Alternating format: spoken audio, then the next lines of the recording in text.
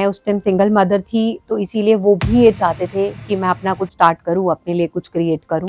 And वहीं से मैंने विमेन की नीड समझी। पीरियड्स इज समथिंग जो सबको आते हैं, हर महीने आते हैं।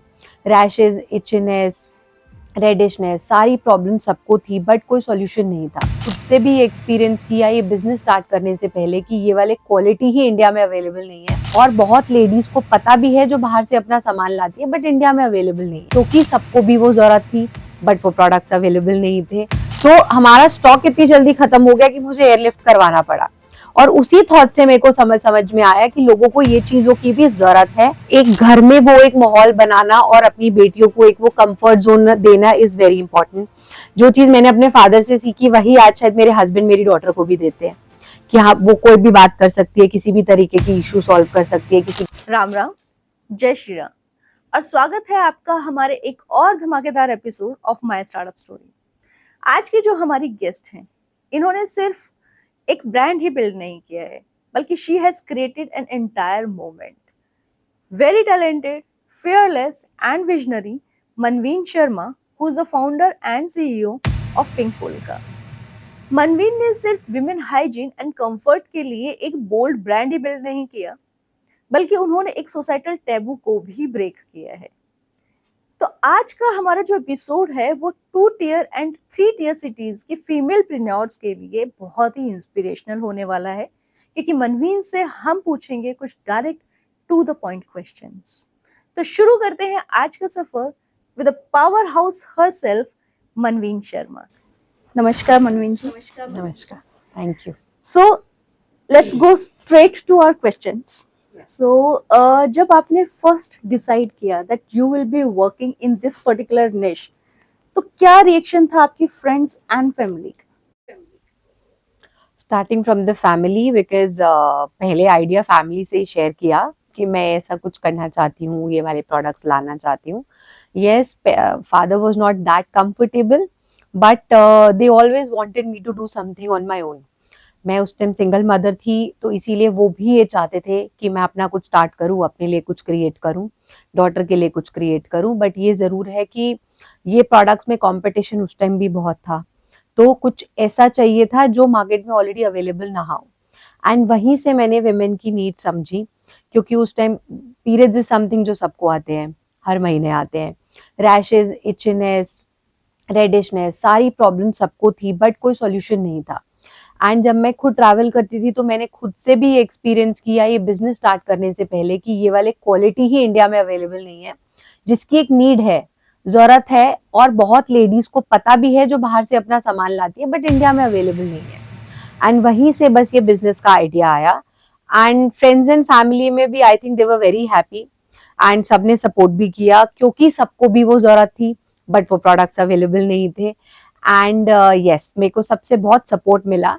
बट हाँ, जो आपने एक चीज कही कि टैबू है या टैबू था कॉन्वर्जेशंस का, रिएक्शंस कैसे आते थे, कई बार होता था कि किसी को बताते थे तो उनको ऐसा समझ में नहीं आता था कि आप बहुत ज्यादा क्या कर लोगे, क्योंकि कहीं ऐसे पीएनजीएस वगैरह प्लेयर्स थे जो ऑलरेडी बहुत ज्यादा एस्टैब्लिश थे। बट मुझे एनीवे सबको टारगेट करना ही नहीं था, मुझे सिर्फ एक वो जरूरत सामने पहुंचानी थी कि आपकी जरूरत है और ये सॉल्यूशन है। एंड ऑब्वियसली इम्पोर्टेड था, तो थोड़ा प्राइस डिफरेंस भी था, थोड़ा प्राइस हाइक भी था। बट जो वुमेन को ज्यादा प्रॉब्लम्स थी और जो अफोर्ड कर सकती थी, उन्होंने ऑब्वियसली ये प्रोडक्ट्स लिए।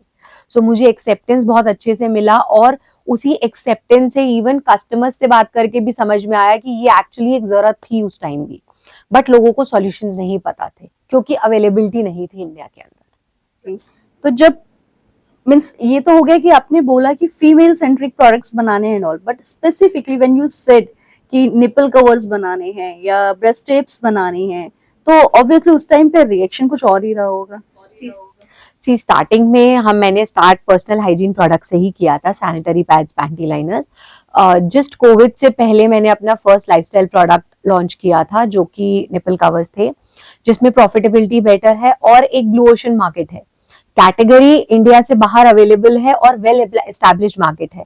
बस डिफरेंस यही था अगेन कि इंडिया में वो चीजें अवेलेबल नहीं थी, इंडिया में वो अवेयरनेस नहीं थी। बट जब मैंने पहला प्रोडक्ट लॉन्च किया, उसके बाद ही कोविड आया, निपल कवर्स मैंने भी यही सोच के लॉन्च किया था, शायद जो विमेन फ्राइडे सैटरडे पार्टी जाएंगी, बाहर जाएंगी, जेंजी बाहर जाएगा, they will where under those dresses. But लोगों ने तो इवन ऑनलाइन वीडियो कॉल्स में भी निपल कवर्स पहन के प्रेफर किया कोविड में। सो हमारा स्टॉक इतनी जल्दी खत्म हो गया कि मुझे एयरलिफ्ट करवाना पड़ा। और उसी थॉट से मेरे को समझ में आया कि लोगों को ये चीजों की भी जरूरत है, बस अवेलेबिलिटी नहीं है, तो हमें वो प्रोडक्ट कैटेगरी प्रॉपर क्रिएट करनी है। और वहीं से इसमें कैटेगरी में बहुत ज्यादा दम था, कैटेगरी में अपॉर्चुनिटी थी, और एज ए ब्रांड भी ग्रो करने की अपॉर्चुनिटी थी। वहीं से मैंने लाइफस्टाइल कैटेगरी को ग्रो करना स्टार्ट। अगर देखा जाए तो इंडिया में आज भी इवन हम मास तक पहुंच गए हैं, but still females, even Gen Zs also, while they go in the market to buy sanitary pads, तो बहुत छुप के खरीदते हैं उसको। आपको कैसे रिएक्शन मिल रहा है अभी, and what are your experiences with the audience जो आपके साथ कनेक्टेड है? क्या स्टिल मीन्स जब हम छोटे थे तो हमने भी देखा था, यही सिखाया भी गया है, अपब्रिंगिंग ही वैसे हुई है कि ये सब चीजों को छुपाना है, पता नहीं चलना चाहिए, आप खुद से जाके सैनिटरी पैड्स इजीली नहीं परचेज करते हो। तो आप जिस ऑडियंस के साथ आप कनेक्टेड हो, बिकॉज डेली बेसिस पे आप मिल रहे हो, बात कर रहे हो सबसे, तो क्या डिफरेंस आपको दिख रहा है? इसको मैं थोड़ा सा वाइडली आंसर करूंगी कि स्टार्टिंग में यस इट डिपेंड्स आपकी फैमिली कैसी है। लाइक हमारे घर में मेरे फादर मेरे से बहुत ओपन थे शुरू से, हर चीज के लिए हमारे घर में डिस्कशन होती है। कभी कोई प्रॉब्लम आए, पीरियड्स की भी बात हुई, मैंने अपने फादर से बात करी, कभी कोई प्रॉब्लम आती है। सो यस, एक घर में वो एक माहौल बनाना और अपनी बेटियों को एक वो कंफर्ट जोन देना इज वेरी इंपॉर्टेंट। जो चीज मैंने अपने फादर से सीखी वही आज शायद मेरे हस्बैंड मेरी डॉटर को भी देते हैं, कि हाँ वो कोई भी बात कर सकती है, किसी भी तरीके की इशू सॉल्व कर सकती है, किसी भी तरीके की डिस्कशन कर सकती है।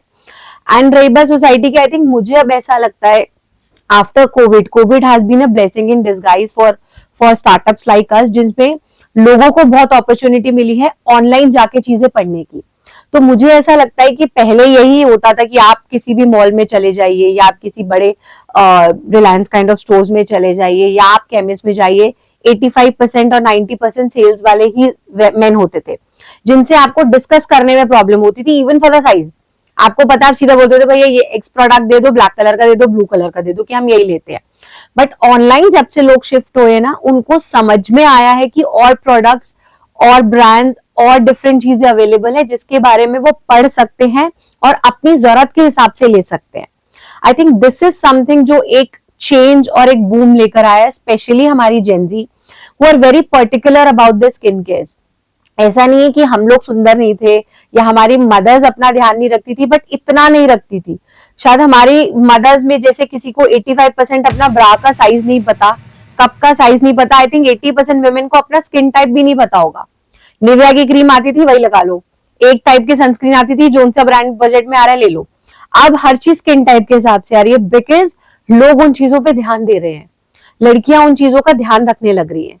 सो इसीलिए जैसे जैसे आपका सिस्टम चेंज होता है, जैसे जैसे हम लोगों की सोच बदल रही है, जैसे जैसे विमेन की डिमांड बदल रही है, वैसे वैसे अलग ब्रांड्स और प्रोडक्ट्स आ रहे हैं। सो आई थिंक हम लोगों के लिए ये बहुत अच्छा टाइम है बूम करने का, एंड इवन लड़कियों के लिए भी, जिनको ये चीजें हम अवेलेबल कर पा रहे हैं बिकॉज उनकी सर्चेज ऐसी हैं और उनकी डिमांड ऐसी है। उनकी डिमांड और नीड पे ही हम जैसे ब्रांड्स ग्रो कर पा रहे हैं। तो बिजनेस करने के लिए आपने सबसे सेफ आइडिया क्यों नहीं सोचा? व्हाई दिस पर्टिकुलर निश? सी, जहां सेफ्टी होती है ना, वहां उतना ही कंपटीशन होता है, एंड जब करना ही है, कुछ चैलेंज लेना ही है, तो अच्छे से लो, at least do something on your own.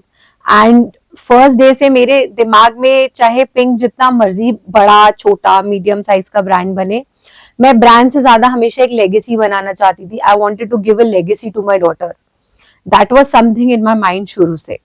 So I think challenge is something जो मेरे मदर ने भी शुरू से बिजनेस किया है, बिल्कुल जीरो से स्टार्ट किया। She grow her business, she did her boutique for 22 years। मेरे फादर ने भी बिजनेस स्टार्ट किया, तो हम लोगों ने अपने पेरेंट्स की वो स्ट्रगल देखी है। But at the end of the day, जब उनके कस्टमर्स आके अप्रिशिएट करते थे और लोग उन्हें नाम से जानते थे, उस चीज में, उस मोमेंट में बहुत प्राउड फील होता था कि हाँ, they have made their own name, and that was something I wanted to do. I wanted to do something for women and something for my own self. Warren ये depend नहीं करता कि आप क्या काम कर रहे हैं, बट ये जरूर डिपेंड करता है कि जो चीज अवेलेबल नहीं है अगर आप उसे अवेलेबल करते हैं तो शायद आप अपनी एक स्पेस बना सकते हैं। किसी भी चीज को स्टार्ट करने के लिए कंपटीशन में घुसना ही क्यों है? Why don't you be a creator of the competition instead of jumping into a competition and be one of the part of it. So that was my thought process wherein, and शुरू से अगर आप देखेंगे मैंने जितने products launch किए हैं वो सब एक जगह पे गैप था उस क्वालिटी का और उन प्रोडक्ट्स की नीड थी, वहीं वहीं पे हमने प्रोडक्ट्स लॉन्च किए हैं एज अ ब्रांड, जो हमें समझ में आते थे कि अवेलेबिलिटी नहीं है बट नीड है, तो हमें कस्टमर्स को वो अवेलेबल करना है। And how much important role social media played for the awareness of your product?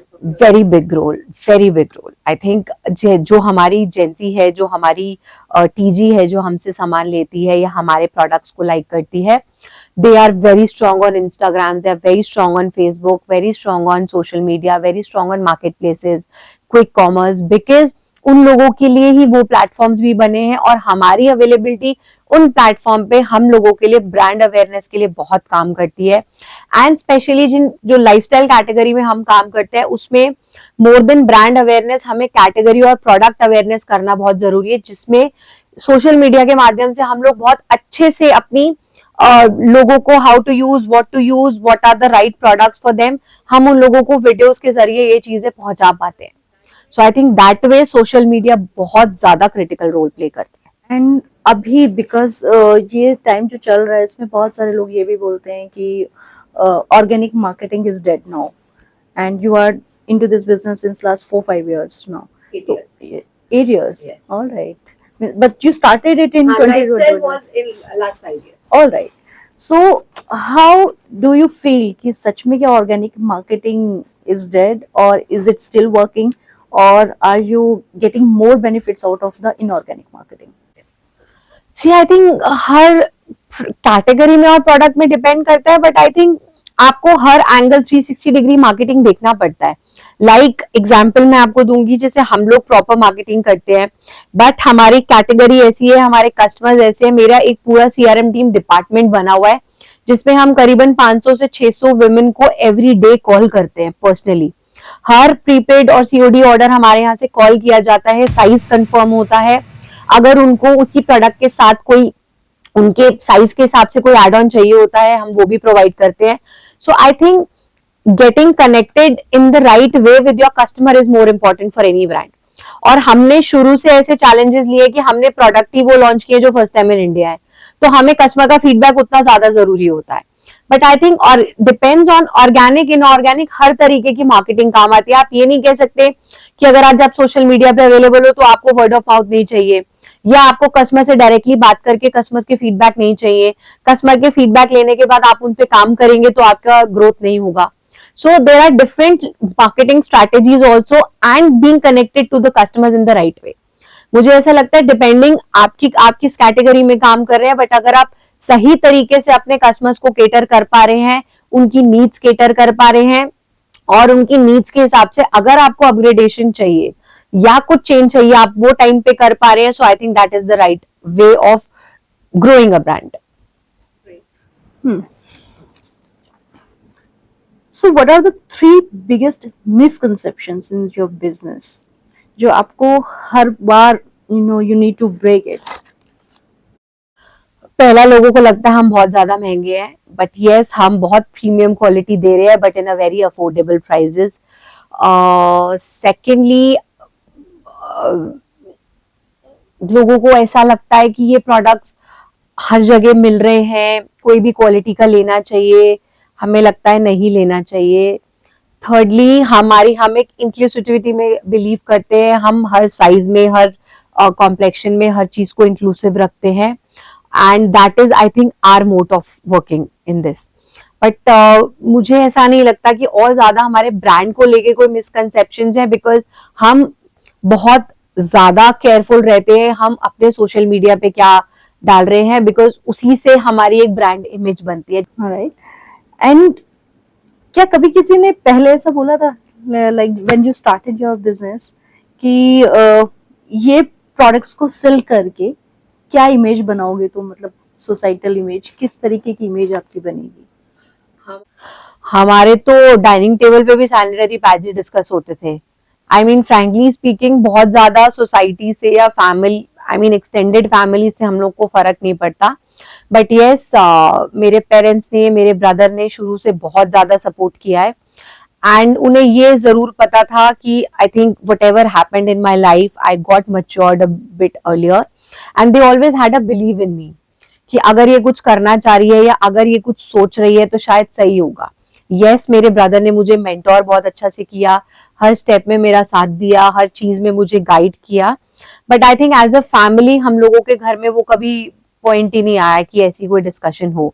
And society क्या बोलती है वो फर्क नहीं पड़ता। आप ज्यादा पॉपुलर हो तो भी आपकी बैक बिचिंग होगी, आप कुछ एक्स्ट्रा ऑर्डिनरी करना चाह रहे हो जो वो नहीं कर सकते वहां भी होगी। So I think these things doesn't matter after a level in your life.